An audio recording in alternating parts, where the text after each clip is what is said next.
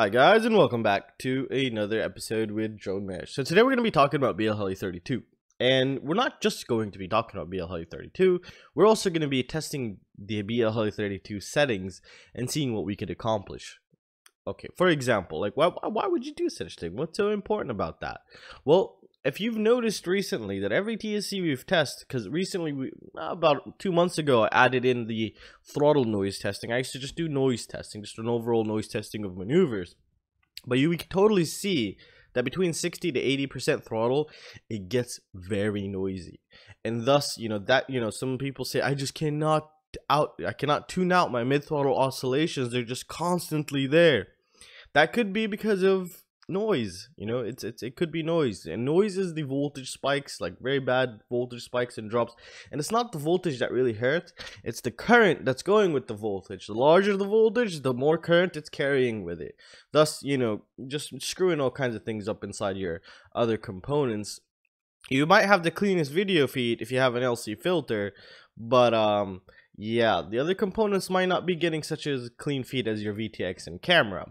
That's why you can't always say, well, I have no FPV noise, why am I still getting this? It could be due to your ESCs. Try putting one low ASR capacitor or one on each ESC.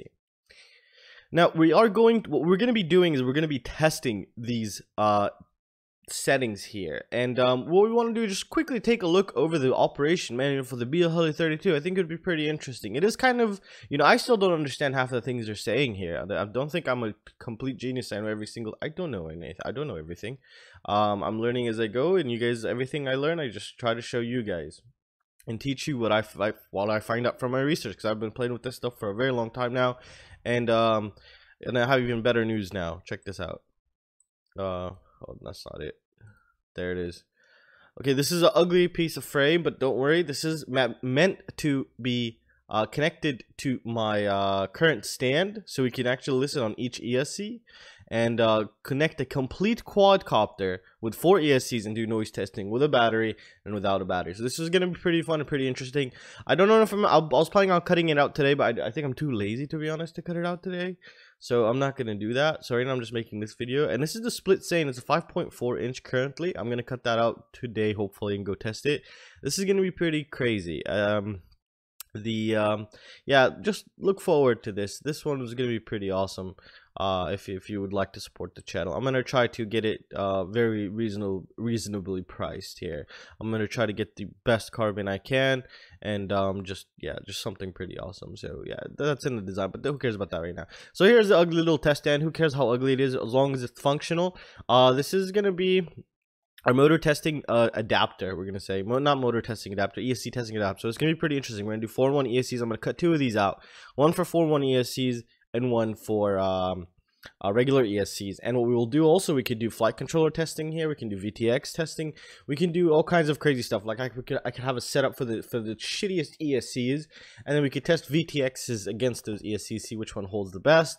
We could test flight controllers and actually see the black box log for one, see if the noise is really affecting the gyro, because we would have a pretty stable and consistent measurement every time. And if we do notice some extra activity in the gyro, where we all know it's just stationary and we're just doing just some throttle testing, then we know that there is that voltage is really affecting, and we can see what frequency is affecting the gyro, which one, how is it leaking into the gyro's voltage and messing everything up. So it's going to be pretty interesting, and it's going to be pretty cool. And to be honest, I can't wait myself. I have no idea what I'm going to figure out and find out. So it's going to be pretty fun. All right, let's put this to the side now. All right, so let's take a look here. So ramp up power is pretty interesting here. Ramp up power, I haven't played with this much, but it has something to do with the the back electromagnetic, the back EMF, which means basically kind of the voltage spikes and the voltage drops. Because if you do have high current going through a wire back and forth very quickly, it does produce like an electromagnetic field, and that electromagnetic field does some weird stuff to components. For example, EMF can also be created. You could also have EMI, which is electromagnetic interference from the electromagnetic field. What does that do? Well, let's just say, for example, you had your receiver very close to your PDB or 4-in-1 ESC, though your 4-in-1, or it was under your 4-in-1 ESC for some reason, or close to a wire. and your ESC is so goddamn noisy. Well, it doesn't have to be that noisy, and you had kind of long wires, that can actually give you failsafes. It can give you failsafes. And I do have we're going to be also be testing this, the EMIs and the EMFs. I do have a, what is it called? God damn it, I forgot what it's called. Can you believe that? This morning, let's see, what is it called? A spectrum analyzer. There we go. I do have a Hakcrc, and this is very good. We can actually pick up the EMI, the electromagnetic interference, but we cannot pick up the EMF. But it'll be pretty interesting. So this is gonna be pretty cool. I do have some very crappy ESCs, and I mean, I just can't wait to get started, to be honest. So ramp up power. Back up to ramp up power. Ramp up power on crappy ESCs. What happens is, I believe the settings are not set up correctly.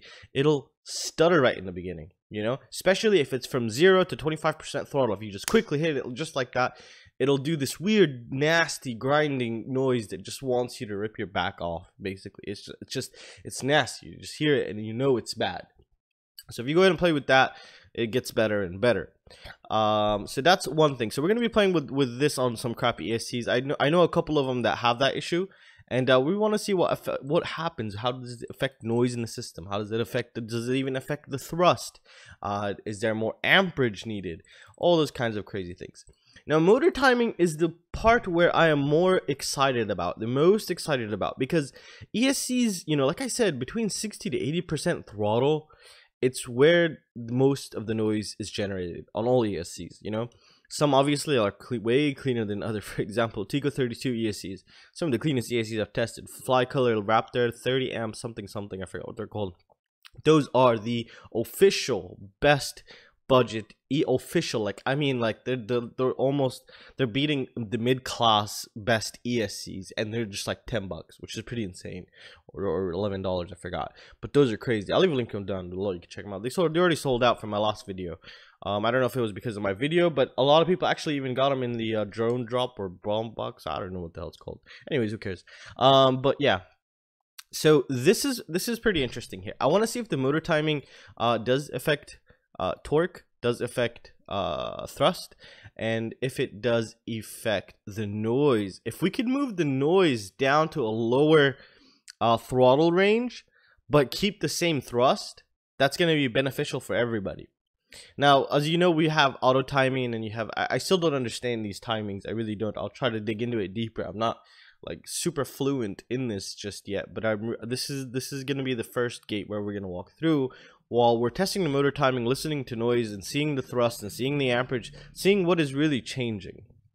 So that's going to be a very interesting topic, and I think I might split this up into topics where we test one thing at a time instead of making one full video about everything. This is going to be the intro of what to be expected, and you can wait till we see the video that you're going to like.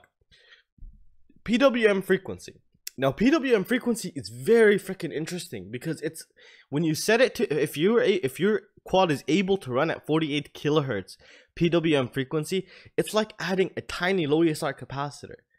It's insane, you know. And where was this tested? This was where I first figured this out. This was insane, actually. It was the old Maytech F405. I still love that controller, a flight controller.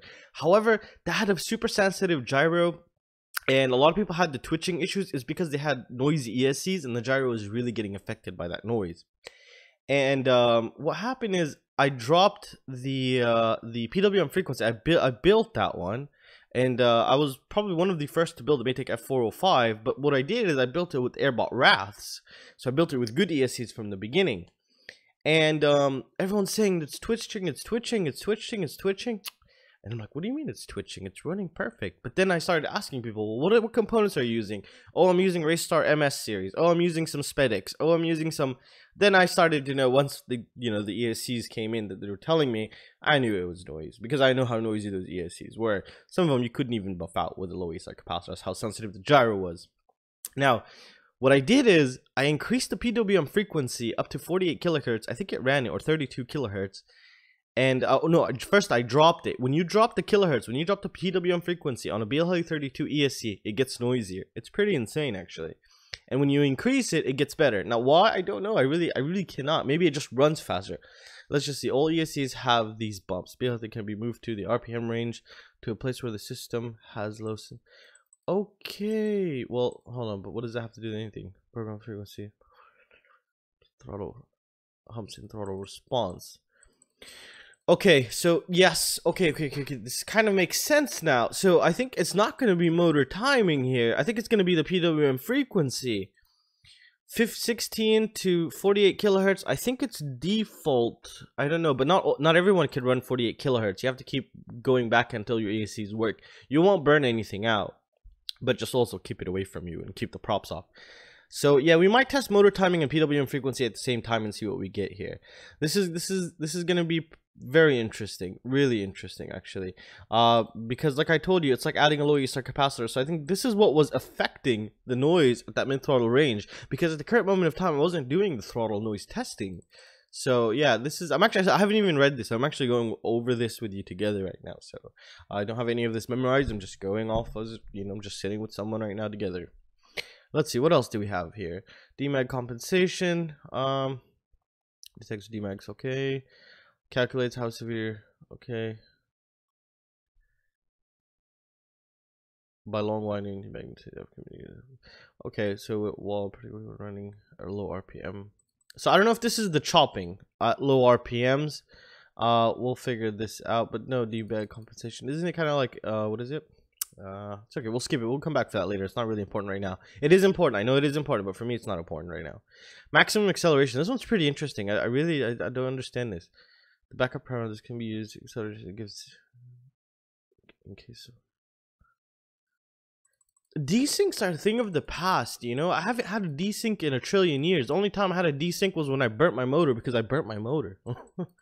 So I haven't had desyncs, you know. Desyncs usually, what happens most of the time, I think, well, at least for me, from all the quals that I've built, where I was like, oh shit, I'm getting an ESC desync. I should have just flipped the wires instead of changed it back, instead of just reversed it in BL hell yes. But what I found out, it would be actually that the motor, it was overheating. The motor would overheat and then it'll fall out, and I didn't notice it until I burnt like 4 motors, and then I started, as soon as it falls, I run quickly and I touch the motor. At first I smell it, obviously, and then I touch it after I remove the battery, because I don't want to basically chop my face off. So yeah, these things are a thing of the past. We'll test this, we'll see what we come up with. I have no idea. Okay, direction is pretty obvious, you know, you reverse it, or bidirectional for 3D flying. Beam strength, beacon strength, okay, those don't really matter. Throttle calibration doesn't really matter. Temperature protection. Now I don't know if all of them have temperature reading, but the thing is, when I set up the BLHeli32 telemetry, and you know what I always thought I would get? I would get like 4, basically on each corner, each motor, its RPM, its voltage, its amperage, and possibly its temperature. But I just get one, and I don't know which one is that one coming from. You know, it just doesn't make sense to me. So I don't know understand how it's working, but maybe I'd never checked them. Actually, a black box log might have every single aspect of this information inside of it, for each ESC. So that's, I've never really checked that, but we will be checking out the new testing equipment here, so that'll be pretty cool. Low voltage protection. Low voltage can be set between 2 to 4 per cell, or it can be disabled. It will limit motor. I've never seen this, have I? Low voltage protection when enabled. The battery drops below the program threshold. This feature. Okay, yeah. Okay, well, it's not for us. Okay, so that makes sense. Current protection. This works. I've tested it. It's pretty awesome. Soon, what I'm trying to do right now actually is, if you, it's a little bit difficult now. I have some private issues that, I'm not gonna get into. I just have a little. My wife's pregnant, and it's a little complication, and it's really taking a big toll on us, because private doctors and stuff. But I really wanted to incorporate a FLIR camera, which is a thermal imaging camera, for the ESCs while we monitor them, because I was planning on, what I'm doing is actually I have my power supply is up to 60 amps, and I have some 2503 motors, which I could pound the living daylight out of these ESCs. And we could monitor the temperature and then actually watch them until they burn or just catch fire or something. So I really wanted to do that, but right now I have to wait on the that kind of testing. We can do it, but I really wanted to incorporate that thermal camera and have it, and you can see visually the temperature that it's reaching, and get an idea of what's really going on. And I think that'll be pretty interesting. We can see the motor. We can even see the flight controllers. Soon I will be doing possibly like flight. You know how all on flight control say, "Oh, I'm rated up to 140 amps." We'll be testing that, but that's in a later stage. We're taking it one step at a time. I don't want to get a stroke, so just one step at a time here. Brake on stop. It's really, it's just brake on stop. So yeah, LED. Some LEDs, some of them have LEDs, some of them don't. Okay, these are the beeps, input signals, not really care, thermal protection. So I'm guessing they do have the ESC measures, limits power. So, okay, I didn't know this. The temperature is above the threshold motor. Okay, but the temperature of what? The motor or the ESC? If the ESC measures temperature within the MCU and limits motor power, if the temperature is too high, but temperature of what? Motor power is limited over a range. I think it's self. So if it sees its temperature going pretty high, it'll limit the power. So I really want to test this. This is going to be pretty interesting. It's not limited below 25%. Okay. Stall protection. It will stop attempting. Okay, if the motor has attempted to start but not succeeded for a few seconds, it will stop attempting and wait for throttle to be zeroed before attempting again. Okay, well that's good to know, so you don't burn your ESC. But yeah, Diatone didn't use it, that's why I burned it. Okay, what do we have here? And that's really it. I mean, we're gonna be testing this stuff, and this was just like a quick intro just to talk about some of the things that I've learned and some of the things that is going to be expected now. I know I've been talking about the stand for the longest time, and I finally made it. It's just a very half-assed, quick-ass job, you know, just to get there. I was looking for frames just to cut a couple holes in, but no, I'm just gonna do it like this. There's gonna be other ones also. This is just the first beta prototype. I just want to just quickly cut it out of a 3mm carbon fiber here, and just go ahead and set it up. So as you can tell, it's just 30 by 30 mounting holes currently. I'm gonna make two, one for 4-in-1 ESCs and one for just regular ESCs. But don't forget, we don't just test ESCs with this. We can test flight controllers, we can test VTX, we can test cameras. I don't know what we want to do, test cameras, but we can test the camera too. Maybe some cameras are susceptible to noise better than others. Who knows? I don't know. And I have 2 oscilloscopes running 6 channels now, so we could monitor every single almost aspect of the quad. If you want to monitor all ESCs, we could do that, and the VTX and the 5-volt regulator, we could totally do that. Want to watch the 3.3-volt regulator for the gyro? We could watch that also. Capture all the black bogs? We can totally do that and see what we come up with. So it's going to be pretty fun, pretty interesting. So I really can't wait. And yeah, and my last video I got a lot of shit for. I really didn't know it was a clone. I just had a feeling like it was just cloned of the floss, and I even mentioned that. You guys just pounded the living shit out of me. I really did not know it was really a clone. I knew it could have been a clone of something, but you know, take it easy. I don't know everything in the market. My concentration usually is on ESCs and flight controllers. Frames is just like you know, I just know some people like to see the frames before buying it or just looking at it. And if the frame manufacturers, they should contact me and say, hey, would you like us to send you a frame? I say yes, why not? And I totally do it. I mean, there's nothing wrong with it. But China will copy, and will always copy, and will keep copying, whether you like it or not. They're gonna copy me, they're gonna copy you, they're gonna copy me, and you know, I'm gonna review my own copy. There's nothing I can do about it. There's nothing you can do about it. This is how the world works. You can sit down and cry, or you could just take it like a man and figure something else out. So yeah, that's just how it works, you know. If every time someone copied them started crying and then just didn't want to do anything anymore, the world wouldn't go around. So yeah, I think that just went off topic. But anyways, I think it's gonna be pretty cool, pretty interesting. Yeah, you can go ahead and check out the links down below. I put the best ESCs that I know up to this day, from BL Heli S and BL Heli 32 ESCs, which don't need much modification. They don't need anything. They're just perfect. And I'll leave a link to those down below. Those greatly support the channel because they're affiliated. And if you want, you know, if you wanted to pick something nice up, you can also check out shop.dronemesh.com. I'm talking to vendors. I got Hakcrc on board. They're bringing us a couple, just like a small quantity of 10 for very cheap, which is very nice of them. What else do we have? We have some fly color. We have Tico 32 ESCs and Tico 4-in-1 ESCs, and especially if you're in Europe, it's really good to get it from me, to be honest, because it'll just be from Europe to Europe.